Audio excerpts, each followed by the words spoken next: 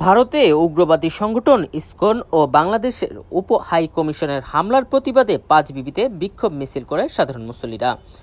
ইদ্রিস আলী পাঁচবিবি উপজেলা প্রতিনিধির পাঠানো তথ্যচিত্রে ডেস্ক রিপোর্ট।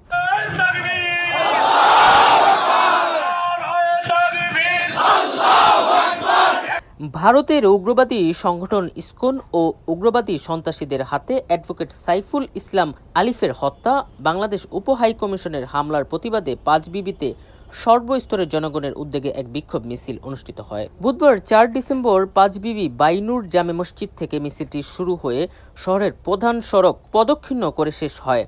বিক্ষোভে অংশগ্রহণকারী শিক্ষার্থী ও নেতাকর্মীরা বলেন, ভারতের এই হামলার জন্য ক্ষমা চাওয়া উচিত। অধিকারী আইনজীবীকে তারা নির্মমভাবে হত্যা করেছে। শেখ হাসিনা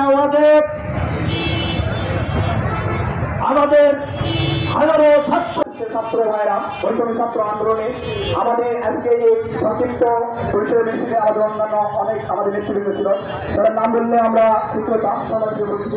আমরা এই আগামী তাওয়ারি জনতায় আমাদেরকে হাতে ৫ আগস্টে দেওয়ার পর কখনো ইসকন লীগে, কখনো শ্রমিক লীগ, কখনো বিজেপি বিভিন্ন লোক হয় বাংলায় দিচ্ছে না।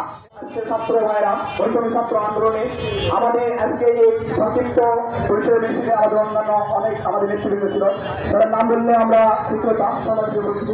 আমরা এই আগামী তাওয়ারি জনতায় আমাদেরকে হাতে ৫ আগস্টে দেওয়ার পর কখনো ইসকন লীগে, কখনো শ্রমিক লীগ, কখনো বিজেপি বিভিন্ন লোক হয় বাংলায় দিচ্ছে না।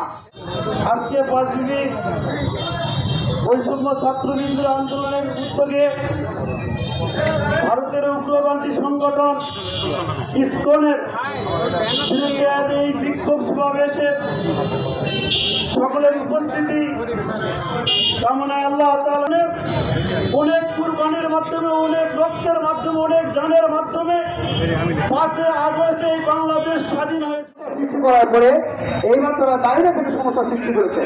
তারা বিভিন্ন রকমের ষড়যন্ত্র চালাচ্ছিল, ইসকন দিয়ে অভ্যন্তরীণ বিভিন্ন রকম তাদের দিয়ে চালাচ্ছিল, এগুলো প্রকাশিত হয়েছে। এখন তারা প্রকাশ্যে আমাদের দালাল এবং স্বৈরাচারী ফ্যাসিস্টদের হাত থেকে আমরা বিগত দিনগুলোতে দেখেছি যে ১৭ বছর ১৬ বছর এই হিন্দুত্ববাদীরা কখনো তারা একটাও মুখ তুলে পুরো দল নির্বিশেষে আমরা সবাই একসাথে হয়েছি।